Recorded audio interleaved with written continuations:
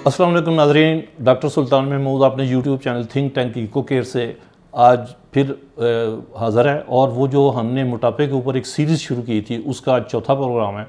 मैंने पहले आपको उनकी वजूहात और उनकी निशानियों पर थोड़ा सा बताया था। फिर इसके बाद एक प्रोग्राम हमने किया कि ओवर ईटिंग जो है उससे क्या मोटापा होता है। और फिर तीसरी बात जो बताई तीसरी एपिसोड में वो ये थी कि हमारे जो जीन्स या विरासत का असर होता है उससे भी मोटापा होता है। आज हम जो ज़िक्र करने जा रहे हैं ये अगली एक बहुत अहम वजह का ज़िक्र करने जा रहे हैं।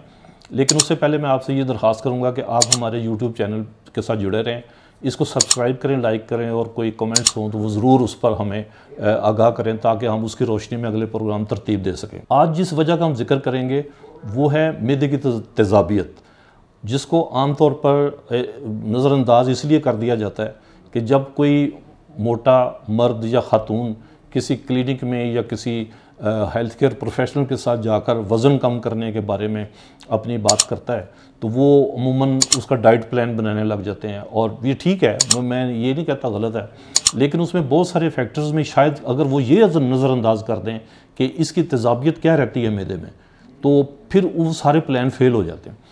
तो अगर कोई तेज़ाबियत का मरीज़ है तो वो इस पर ज़रूर गौर करे, क्योंकि तेज़ाबियत जो है वो एक तरफ मोटापे को जन्म दे रही है, दूसरी तरफ हमारा एजिंग प्रोसेस जो है हमें उम्र सीधा कर रही है, बूढ़ा जल्दी कर रही है।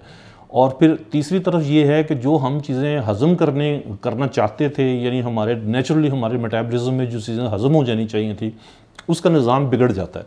क्योंकि वैसे तो हमारा मैदा जो है ना वो बड़ी हाई तेज़ाबियत का पहले से ही अल्लाह ताला ने बनाया हुआ है।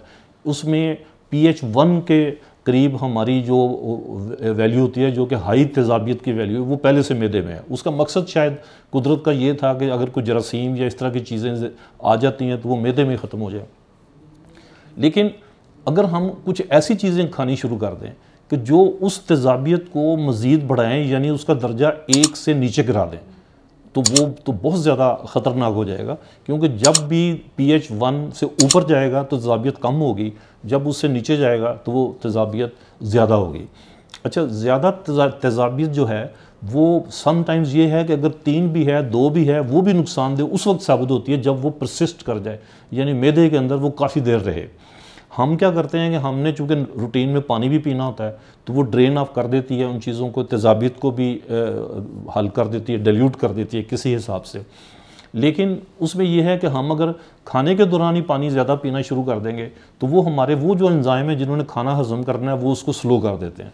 तो इसलिए हमें पीना होता है पानी खाने के वक्फों के दरमियान ज़्यादा या खाने के बाद।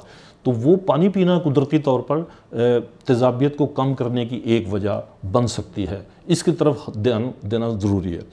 अब प्यास क्या है, क्योंकि ज़ाहिर है प्यास लगे तो हम पानी पीते हैं, लेकिन ये प्रैक्टिस गलत है। इसलिए कि प्यास लगती उस वक्त है कि जब हमारे जिस्म में पानी की कमी काफ़ी वाक़या हो चुकी होती है, यानी एक एमरजेंसी साइन के तौर पर हमें प्यास लगती है। तो हम ये कहते हैं जी प्यास लगेगी तो पानी पिएंगे, तो ये गलत तरीका है।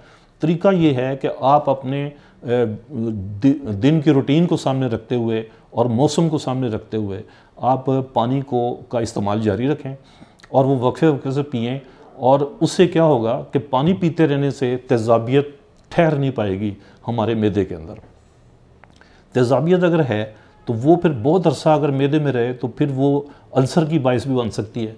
और वो जो अल्सर का जब बाइस बनेगी तो फिर उसके बाद क्या मसाइल आएंगे वो आप उससे आगाह हैं। तो हम इनमें सारी इस वक्त वजूहात और उनकी अलामात की तरफ जाने के बजाय सिर्फ मोटापे का जिक्र करेंगे कि मोटापे में अगर आप गौर ज़रूर करें कि हमारी तेज़ाबियत रहती कितनी है। एक ऐसी चीज़ है नाज़रीन जो मैं आपसे ये अर्ज़ करना चाहता हूँ कि वो तेज़ाबियत को बढ़ा देती है, वो फूड में वो क्या चीज़ है, और वो है शुगर, चीनी। अब चीनी जो है वो जब हम ज़्यादा मीठी चीज़ें या कम मीठी चीज़ें भी खाएं, लेकिन वो क्या करती हैं कि वो अपना मेटाबॉलिज्म के चलने के साथ साथ वो जहाँ पर वो चीनी जाएगी या रुकेगी वहाँ पर वो तेज़ाबियत की कैफियत पैदा करेगी। तो दूसरे लफ्ज़ों में हम ये जोड़ सकते हैं कि हमारे मोटापे का ताल्लुक चीनी से भी है।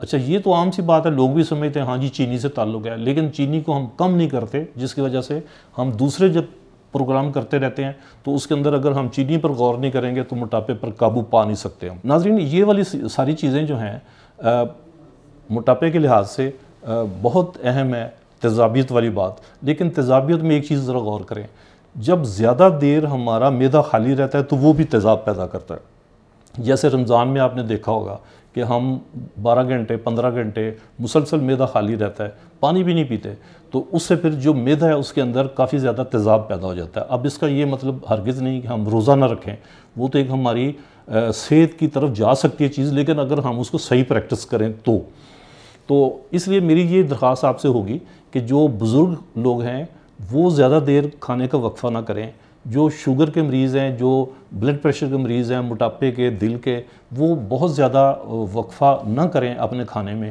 کیونکہ جہاں وہ جب وقفے زیادہ کریں گے تو ایک طرف تو تیزابیت پیدا ہو کر ان کو سارے نظام کو گڑبڑ کرے گی، مگر دوسری جانب اس میں سے ایسی چیزیں جو ہیں نا وہ جو ان کی بیماریوں میں معاون ثابت ہو سکتی ہیں ٹھیک کرنے میں، وہ پھر صحیح کردار ادا نہیں کر سکیں گی۔ تو اس پیغام کے ساتھ ڈاکٹر سلطان محمود اپنے یوٹیوب چینل سے تھنک ٹینک ایکو کیئر سے آپ سے اجازت لیتا ہے، یہ کہتے ہوئے کہ ہمارے آپ چینل کو سبسکرائب ضرور کریں، کیونکہ اگر آپ چاہتے ہیں کہ اس سیریز میں آپ کو اور اہم وجوہات کا پتہ چل جائے اور وہ کیسے آپ ان کو قابو پا سکتے ہیں، تو پھر ہم موٹاپے پر بھی قابو پا سکتے ہیں۔ موٹاپے کو صرف موٹاپا نہ سمجھیں، موٹاپے کو آپ زندگی کا دشمن سمجھیں۔ کسی زمانے میں قبض کو ام الامراض کہا جاتا تھا، آج کل موٹاپا جو ہے اس کو ام الامراض کہا جاتا ہے۔ تو اس کے ساتھ ہی میں آپ سے اجازت چاہتا ہوں، شکریہ۔